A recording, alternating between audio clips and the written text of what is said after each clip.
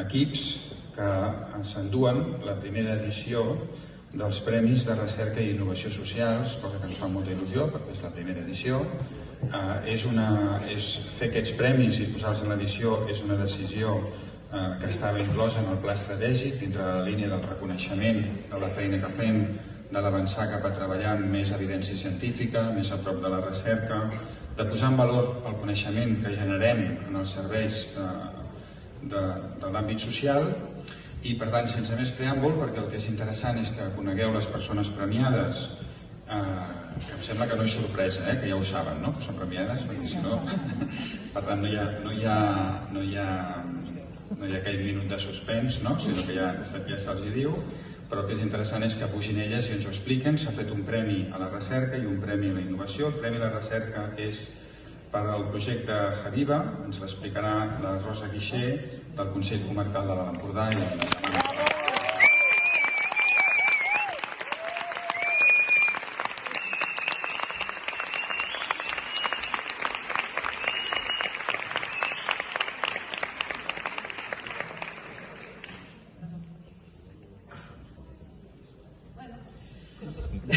Doncs estic una mica abrumada. Gràcies pel premi, és a dir que és feina d'equip.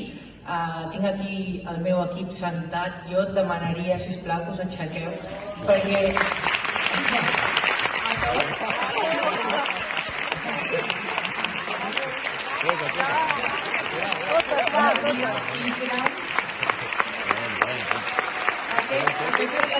guanyador del Premi de Recerca, sense ells, evidentment, seria impossible, no? A veure, no sé si us ho explicaré perquè penso que tinc molt poc temps per explicar el programa Javiva. Nosaltres hem intentat en aquest mateix congrés donar-li visibilitat i la gent que heu estat a les diferents sessions paral·leles, amb dues d'elles hem explicat el projecte o l'extensió del projecte Javiva i també hi ha un pòster que ho explica. Jo us convidaria a que visiteu la nostra pàgina web, que és la Inclusió a l'Empordà, molt fàcil perquè és com un congrés gairebé, per tant cap problema, Javiva, allà hi ha tot el diagnòstic complet del programa, hi ha tots els vídeos que hem fet arran del programa, evidentment, i hi ha inclús una guia de plantes medicinals que també hem fet.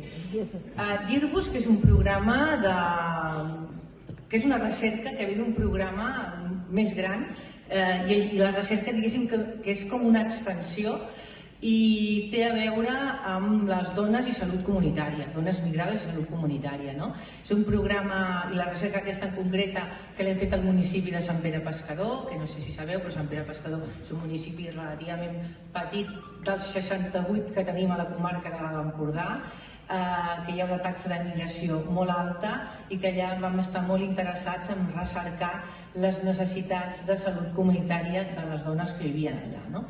Va ser una diagnosi molt participativa, a la qual es va concloure que hi havia unes necessitats de treballar tot el tema de la salut sexual i reproductiva, un tema que en principi ho van proposar les pròpies dones a partir d'aquí i que no ho hem fet sols. El Consell Comarcal no ho fa sol, evidentment, és un programa molt transversal.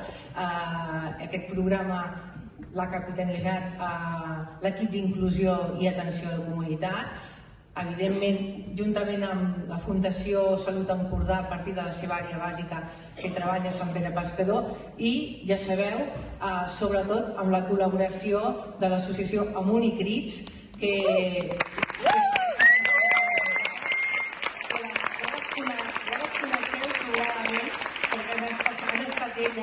les que han participat a les sessions paral·leles i que jo els deia abans, ja no sé qui acompanya aquí.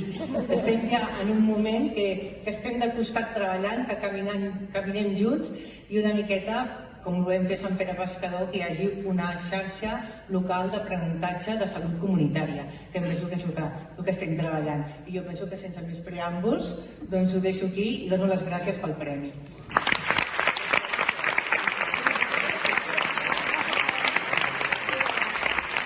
La resolució que no tenia preparat, li calia, perquè evidentment li surt per tots els poros la il·lusió pel projecte que es fa.